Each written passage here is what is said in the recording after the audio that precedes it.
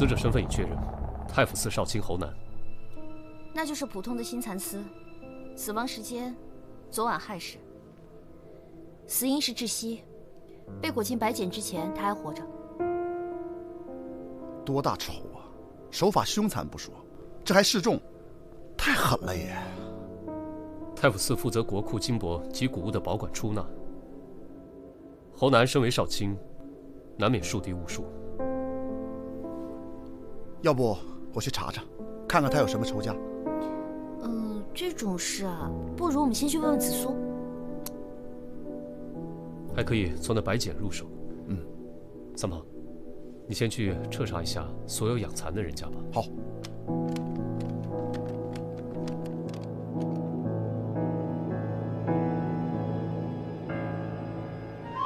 你这是疯了是吧？我错了！错了值几个钱啊？你给老娘站住！看我今天不弄死你！我让你站住，听见没有？啊！行啊你，老娘平时待你也不薄，你这是偷到老娘头上来了！哎，怎么能说偷呢？其实呢，我只是想早起帮你打扫一下房间，一想到你房间里面整整齐齐的样子，我就好激动啊！然后我就不小心一激动就打翻了你的这个盒子。我让你进我房间了吗？啊！无事献殷勤，非奸即盗。掌柜的，早上没人采买吗？没肉了，咱们买了呀，我亲自订的。哦，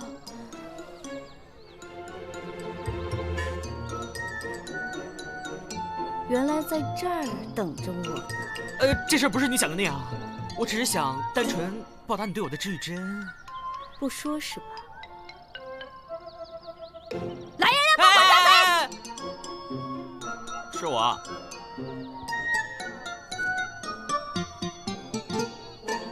店里全天的供应量，全被你一个人吃了？怎么可能？哪吃得下呀？我只是用那些肉炖了一锅肉汤，炖了整整一宿，再用那些肉汤下了面条，特别入味。早起就得这么吃，才对得起自己的勤劳。那肉呢？都熬成汤渣，我给倒了。不过锅子我刷得非常干净，你就不必夸我勤劳了。哎，大人别打脸，我靠脸吃饭的。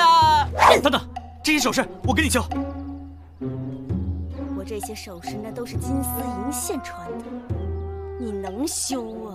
别说金丝银线了，就是水丝火线我也能修好。你说的？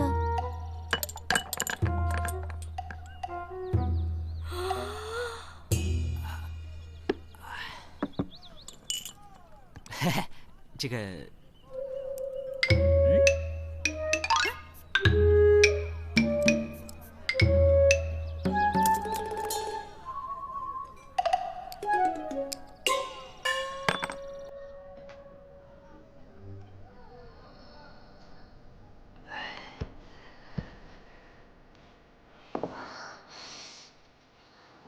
哎，不要啊！救命啊！杀人啦！救命啊！上头人！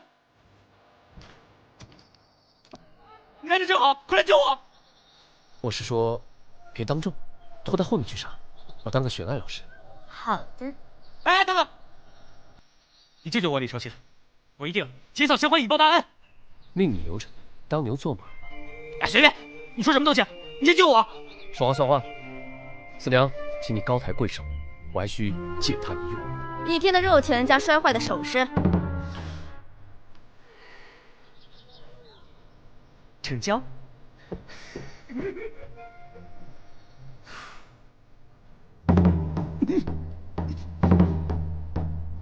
我好像听到了心碎的声音。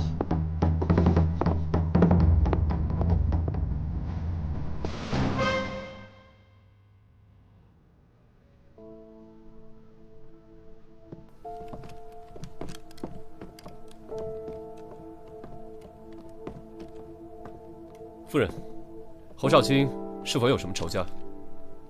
仇家？或是政敌？这些事，主人从不说与我听的。萨摩，你过来看。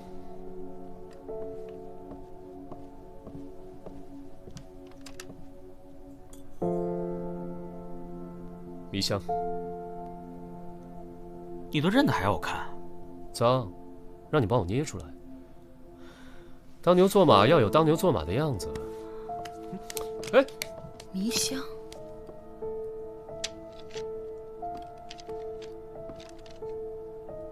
这香炉谁负责的？崔西，府里的大丫鬟。官人的意思是，她？不可能的。崔西在府上一直乖巧本分。她现在在何处？去，叫崔西过来。是。夫人是何时发现侯少卿失踪的？京城发现的。他昨晚彻夜未归，夫人没有察觉吗？我家主人操心政务，常在书房里过夜的。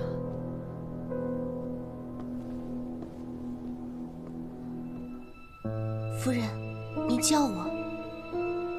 两位查案的官人有话要问你。这书房里的香炉，可是你负责的？是。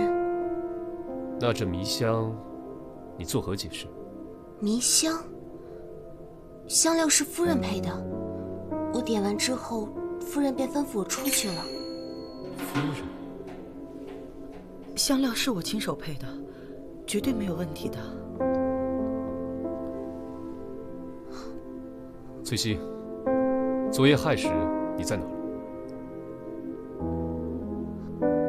在自己房间。可有人证？我与平儿同屋，可她今早才回来。是，昨夜夫人有些头疼，我便睡在夫人房里了，以便照应。萨摩，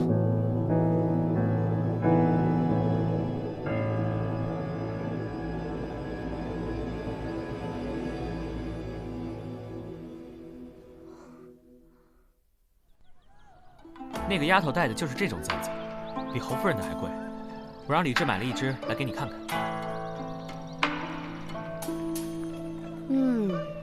不错，可以。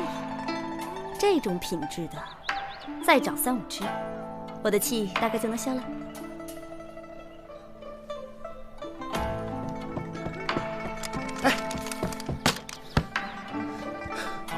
你们，怎么了？老大，你们知不知道，这个蚕啊，从卵长成茧需要多久哦1个月。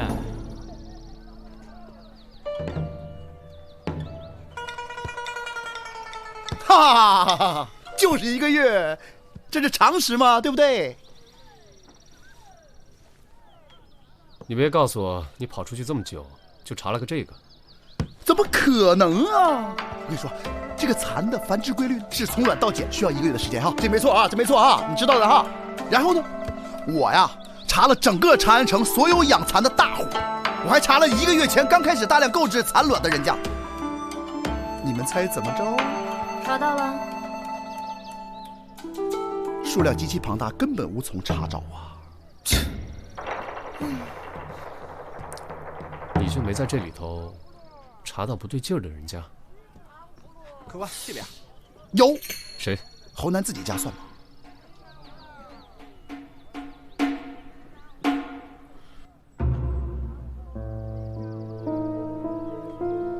侯夫人，您家1个月前开始大量饲养蚕，敢问是何原因？什么意思啊？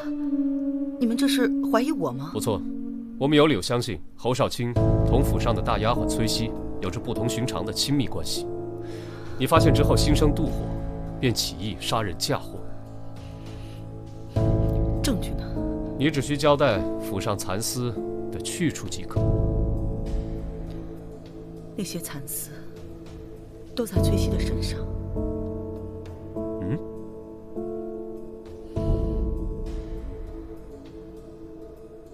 全府上下的人都可以给我作证。你们特地养蚕收蚕丝，就是为了给下人做件衣裳？官人所言非虚。崔西同我家主人的关系确实不同于一般的主仆，因为他是我家主人的亲骨肉。啊？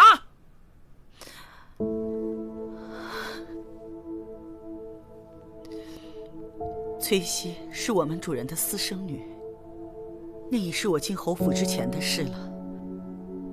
多年来，我同主人虽是间谍情深，但始终没有子女。侯郎对我没有半句指责，反而时时安慰我。在我得知主人有此一女后，便决意要帮侯郎把骨肉寻回。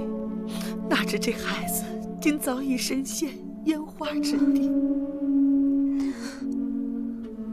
夫人心善，将我赎了回来，我这才得以与父亲相认。可是你回来后，怎么变成了大丫鬟了？不应该是大小姐吗？我出身青楼，能待在父亲身边侍奉，已经很高兴。夫人也视我如己出，处处用心。从小不知自己生辰何时，直到前日父亲说与我听，我才知道的。这身衣裳是夫人赠我的生辰礼，制作剪裁，夫人都亲自过问。我以为自己终于能过上有爹娘疼爱的日子，可是我没想到。好了，好孩子，从今往后，娘疼你。夫人，不要再叫夫人了，叫我娘亲吧。娘亲，娘亲。打扰一下，你是何时进府的？大约2、3月前吧。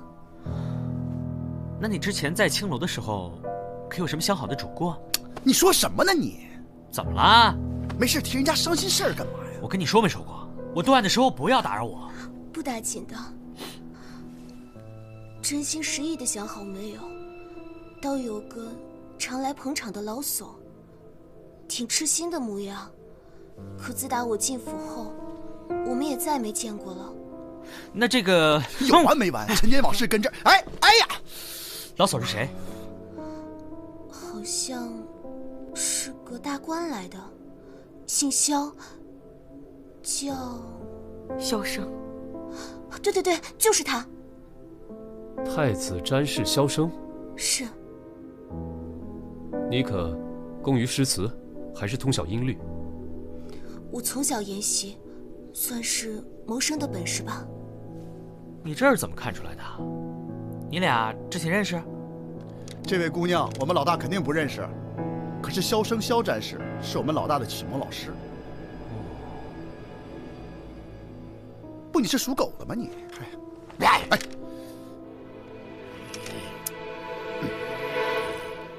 眼下北方边境失利，百姓饱受战火荼毒。二位以为此事当如何处理呀？萧某以为应以民生为重，主动出击，驱除外敌。眼前敌兵虽然活跃，但只是小股分头势力作祟，若能个个击破，那无异于断敌方之手足。萧公言之有理，敌方虽然大胜，却也是元气大损，正骄且躁，而我军恢复速度远快于敌方，此时出兵快攻，当是良机呀。二位大人一向都是主战派，可是此种战法需要我军精兵能稳定发挥实力。现在是新帅带兵，士气如何尚不可知。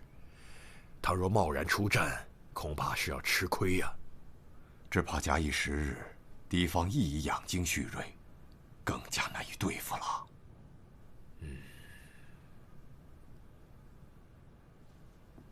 如此，明日议政时将此事禀告陛下，与各部共同商议。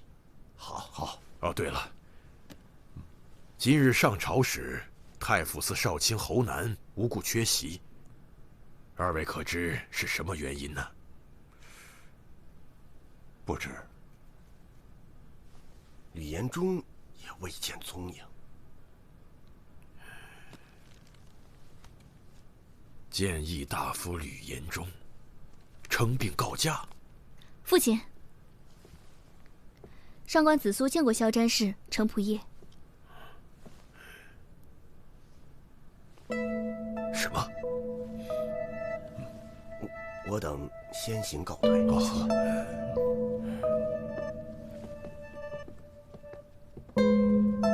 此事当真？确认无误。这侯南不掌太府寺实权，有谁又有什么必要要对他下这么重的手呢？彻查此事，以防节外生枝。是。另外，增派人手，保护好谏议大夫。吕延忠，他二人干的那些勾当，程仆夜不是马上要查清收网了吗？涉案人员都在地方上，也不至于。先按我说的做。是吧？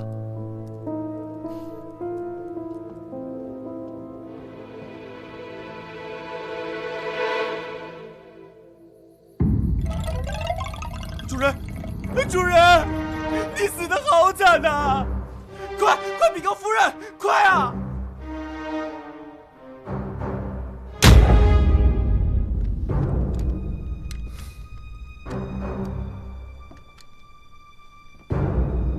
！1天之内2位官员丧命，真有些蹊跷。哎，蹊跷。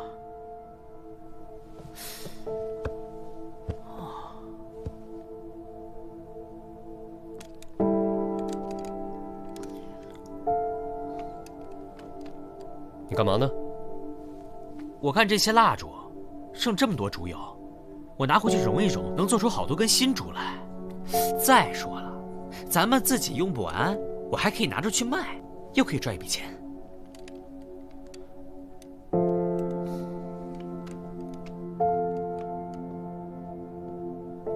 府上怎么这么多烛台？还有这么厚的蜡油，看来你们家挺费蜡的。啊，禀官人，我家主人视力不大好，白天倒是没什么，就是入了夜不行，晚上不多点些灯的话，一点都看不清楚。这吕延忠身居要职，啊？要职？谏议大夫正五品上，不算要职。哦，还以为他是个小官呢。啊？双爷说这吕大夫是感染某种寄生虫而亡。寄生虫这种东西嘛，吃了不干净的食物，沾了不干净的水，才有可能染来的。不是的，主人恐怕是被萤火虫给咬了。啊？萤火虫？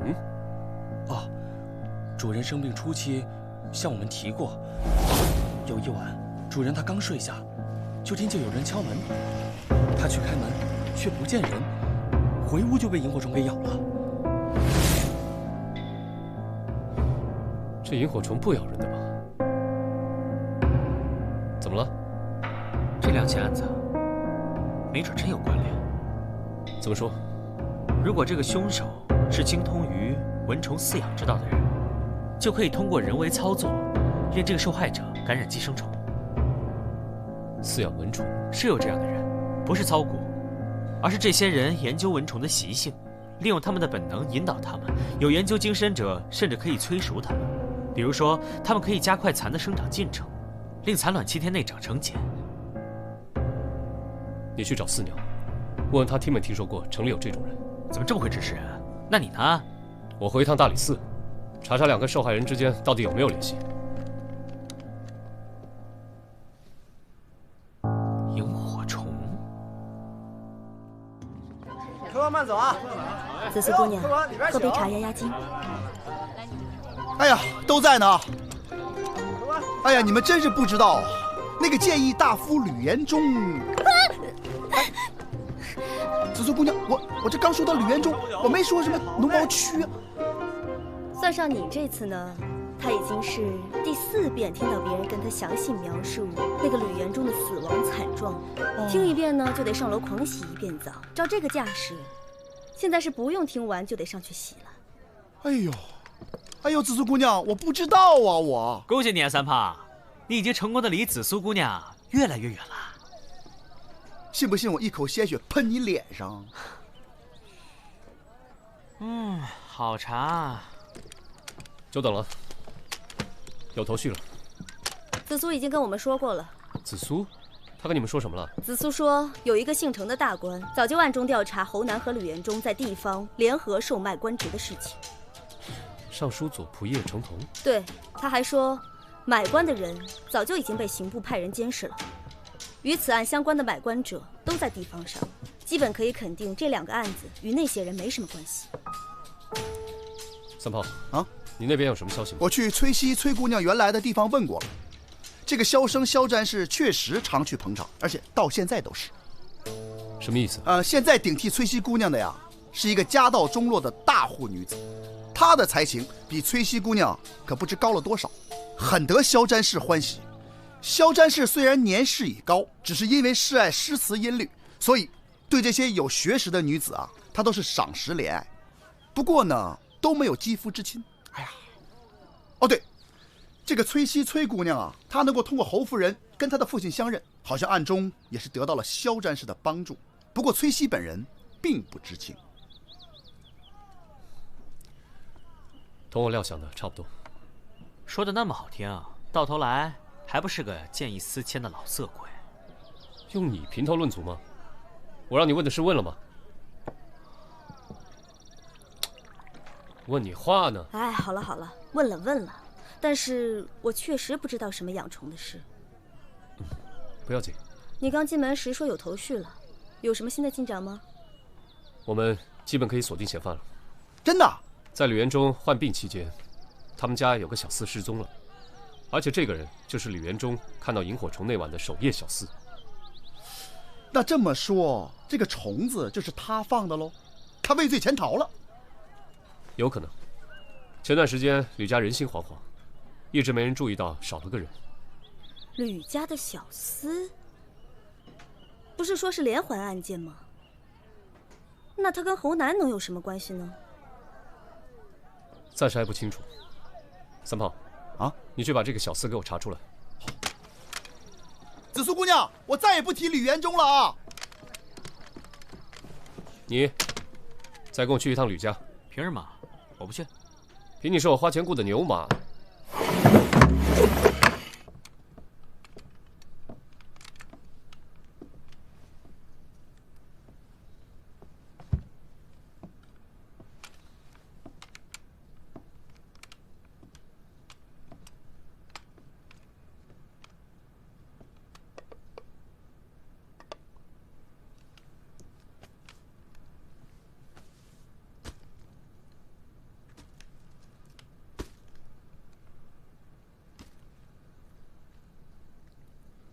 哎，三毛，你来看一下，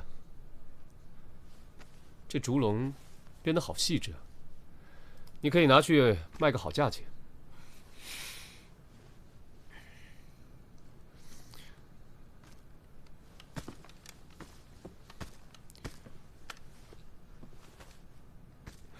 刚刚是我话说重了，驳了你的面子，抱歉。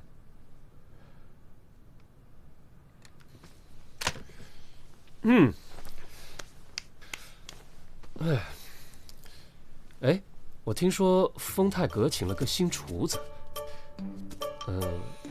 味道做得还不错，我打算去试试。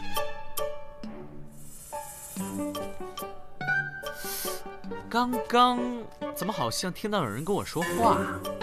说什么？是你吗？哎，你看，这个是养虫的器具吧？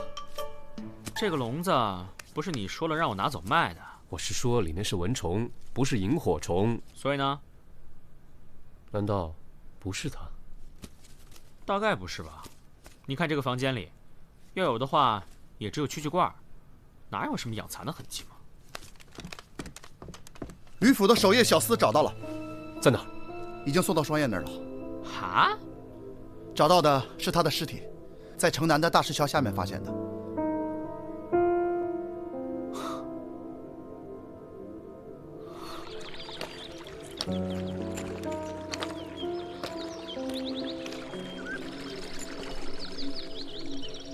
那小厮是淹死的，脸朝下泡在水里，大概就是淹死的吧。这块的水不急也不深，怎么能淹死呢？淹死倒不奇怪，奇怪的是，现在这个季节，这河里的水怎么会这么少呢？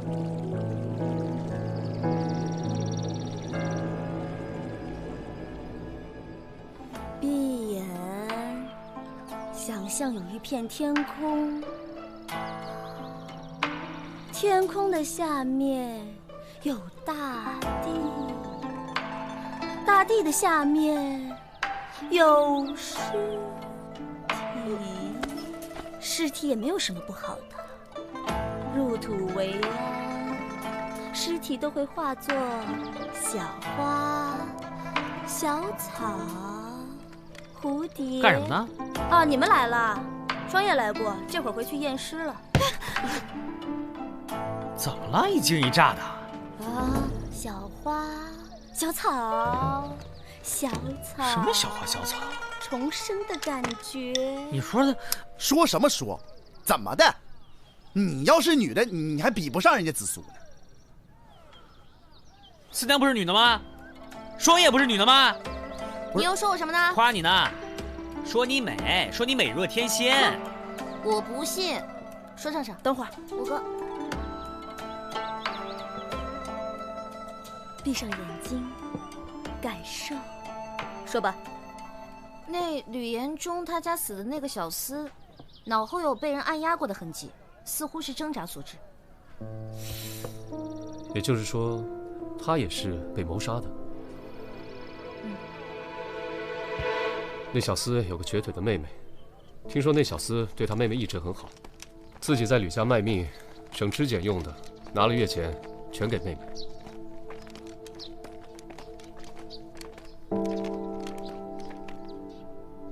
你可知道你哥哥近日是否曾与人结怨？从未听说过。哥哥最近带了好多钱回来，刚以为能过上好日子，结果他……钱？他有告诉过你那些钱怎么来的吗？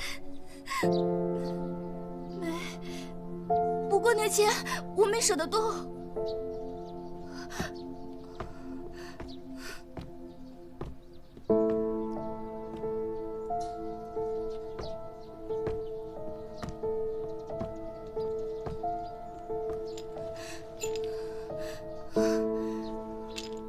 哎，这钱袋看着好眼熟啊！你看哪个钱袋不眼熟？全城百姓的钱袋大概都被你过一遍手了吧？你上次见他是什么时候？就是他拿之前回来的时候，大概6、7天前。那小厮背后还有个主谋，能花重金收买了他，那主谋一定是个有权有势的人了。恐怕这件事还是同买卖官职的案子摘不开。买官案的负责人是程同，去拜访他，或许有用。你不是要现在去吗？天上下着雨，我肚子还饿了，牛马还得请喂草料呢。程府离丰泰阁挺近的。丰泰阁？其实这饭呢，放晚点吃最好。马不吃夜草不肥嘛，对不对？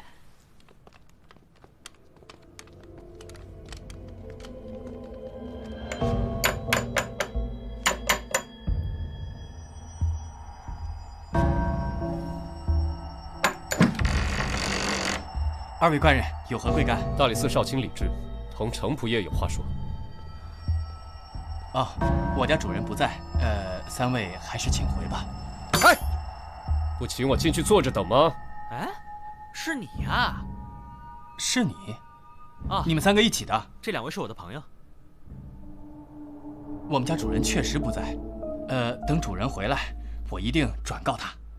三位，要不还是隔日再来吧？啊，哎，不是，不在你让我们进去等，干嘛轰我们？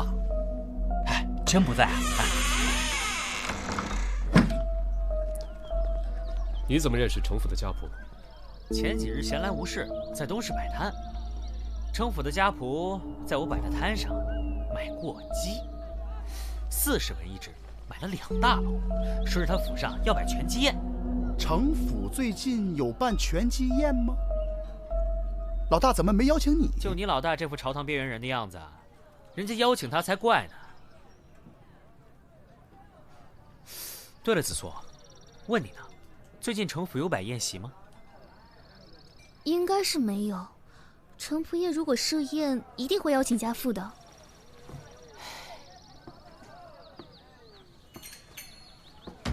那就很清楚了。现在案情已经大致可以确定了，凶手就是那个程管，你们可以去抓人了。程通可是朝廷重臣，这种事情没有十足的把握，可绝不能轻举妄动。养蚕的人都知道，蚕很脆弱，不能直接拿手拨弄它，需要用到毛笔、毛刷，而金绒毛做成的毛笔最为柔软。程府的家仆在我手上买了那么多只鸡，说是为了摆拳击宴，但他府上近期又并没有宴请，所以买这么多只鸡，就不是为了吃，很可能是为了鸡毛。仅在我手上就买了2大笼鸡，因此可以推断，程官人家里应当是养了不少蚕。包裹侯少卿的蚕丝，应该就是这样来的。而且我没记错的话，我摆摊卖鸡，正是在7、8日前。7、8日前，伽罗虫师他们饲养的蚕，出茧的时间可大大缩短，而且蚕丝也比普通的蚕丝更为坚韧。也正因如此，蚕本身才更脆弱，需要用到最柔软的鸡绒毛笔。普通养蚕是不会用到这个的。伽罗虫师，你刚刚所说的都只是推论，程同与我们的案件并没有直接联系。有的，程家家仆买鸡时用的那个钱袋，此时正在吕家那惨死小厮的妹妹手里。哦，怪不得你当时说眼熟。那也就是说，程同买通了吕家的守夜小厮。没错。那这个萤火虫也不咬人，怎么能让吕元忠染了病呢？那根本不是萤火虫，而是蚊虫。蚊虫？蚊虫会咬所有人啊，怎么只有吕延忠感染呢？其他人都没事呢？确实是守夜小厮，趁夜把带有病源的蚊虫投放到了吕延忠的房间，令吕延忠感染了寄生虫。至于要避免误伤他人，方法很简单。吕延忠有夜盲症，夜不能视，起身必要掌灯。程同利用这一点，给了小厮携带寄生虫且身上涂有类似磷粉的蚊虫，让他于夜半将蚊虫放入吕延忠的卧室内。待吕延忠被叮咬后，小厮敲门，吕延忠起夜查看，必会点灯，蚊虫自然向着光源而去。蚊虫身上的磷粉靠近热气就会自燃，带病蚊虫便不会给其他的人也造成威胁了。所以吕元忠当晚看到的并不是萤火虫，而是自然的杀人凶器。没错。作案的手法破解了，但是他到底有什么杀人动机呢？无非就是朝廷上的党派斗争嘛。可这3人在朝堂上不存在什么势力牵扯的问题。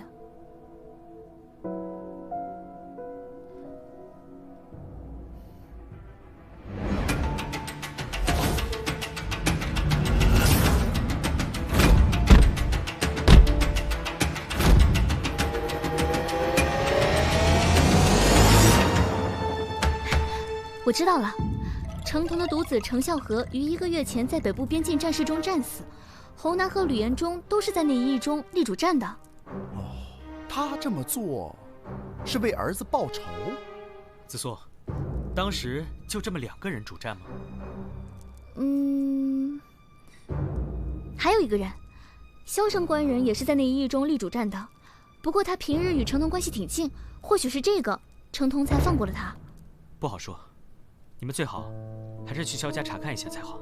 我们分头行动，萨摩3炮和紫苏去找萧战士，我先去城府捉拿程同，一会儿跟你们会合。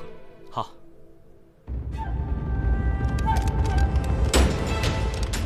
李少卿，这里1个人也没有。没有。快搜！是。城府把我家主子请去了，这会儿应该还在那儿吧？不好，萧战士有危险，应该是被程彤抓了。这事儿可千万不能让老大知道。怎么了？老大表面上一副不在意的样子，其实萧战士在他心里比他父亲都重。万一出事，老大非疯了不行。那就更不能瞒着他了。要是咱们因为顾虑耽误了营救，他会恨咱们一辈子的。三炮啊，有个事要辛苦你跑一趟。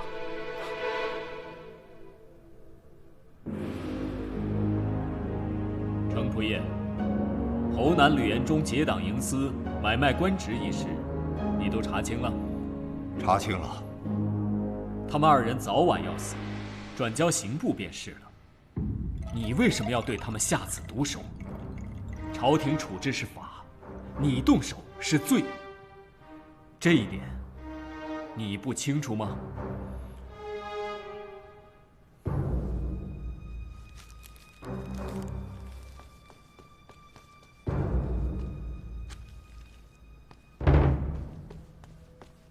这是犬子赴战场前留下的诀别家书，其中详述了正确的作战方略，也写进了他赴死前的不甘。在原本可以不死的情况下，因不懂战略的文官贪功，不得不舍命冒进。他心中该是怎样的滋味啊！拿到这封家书的时候，臣甚至不敢想象他赴死时的恐惧。所以你才下死狠手。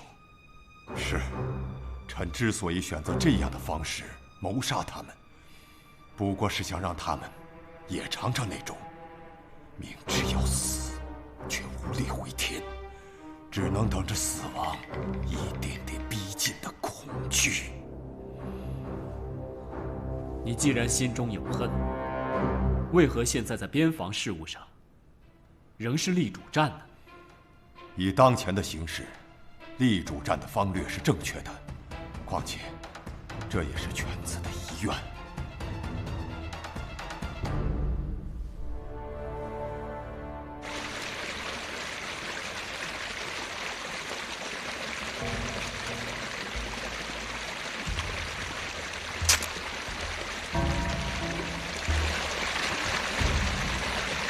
怪不得小河里的水少，水被人引走了。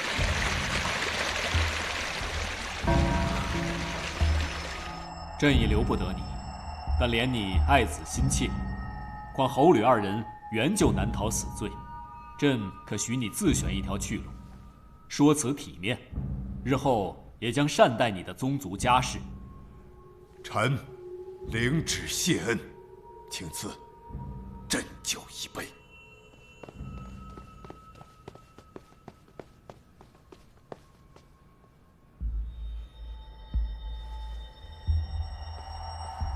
启禀陛下，大理寺报，太子詹事销声失踪。什么？你往日挚友也不放过吗？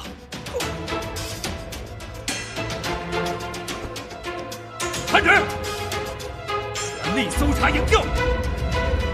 府里一定有夹层，搜到买鸡的那个仆人，才能找到萧詹事的下落。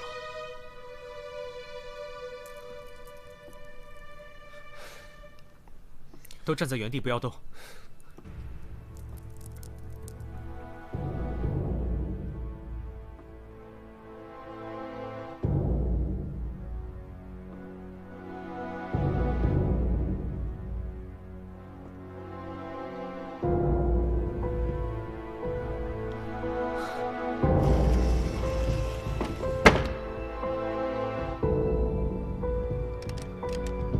肖战士在哪里？怎么问得这么直接？你不想从杀人动机听起吗？你少给我拖延时间！你现在说出来，若能救下萧詹事，就可以免你死罪。哼，你以为我怕死吗？在我眼里，我早就同公子一起战死沙场了。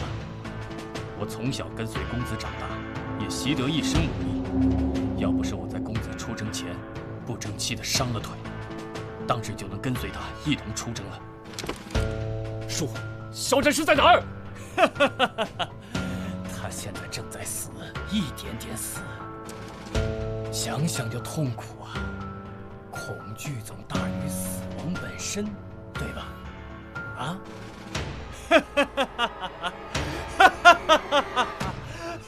你们是不是打算把肖战士淹死？你怎么知道的？那日在门口见到的，你裤脚全是水，地上也是湿漉漉的一片，可外面并没有下雨。再加上程同惯用慢慢折磨人的杀人手法，可以猜到你当时是在试着控制水量，好知道放多少水才能达到一点点淹死肖战士的效果。估计再说上2句话，他就该死透了。说，赛文，肖战士在哪儿？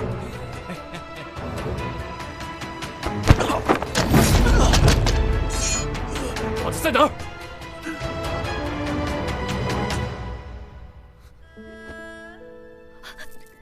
这怎么办啊？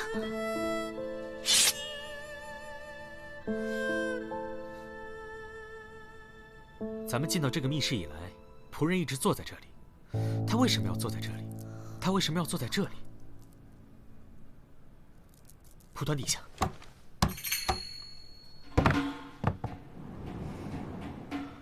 在这儿。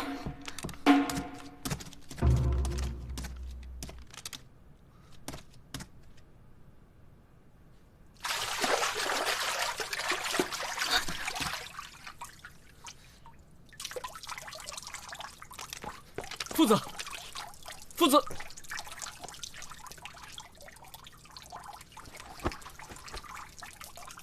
这水这么浅，那家婆不是说……我之前嘱咐三炮去找大木板，把出水口挡住了。虽然不能完全挡住水，但却能大大降低输水量。喏，你看那。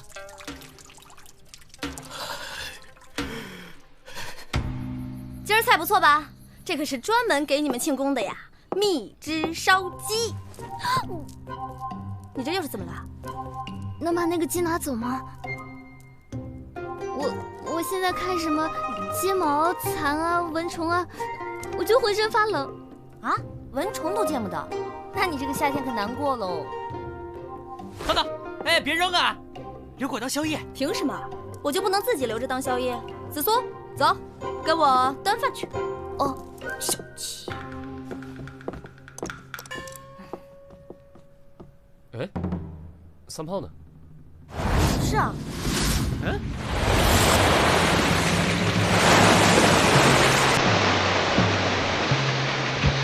你们到底在干嘛？到底是什么？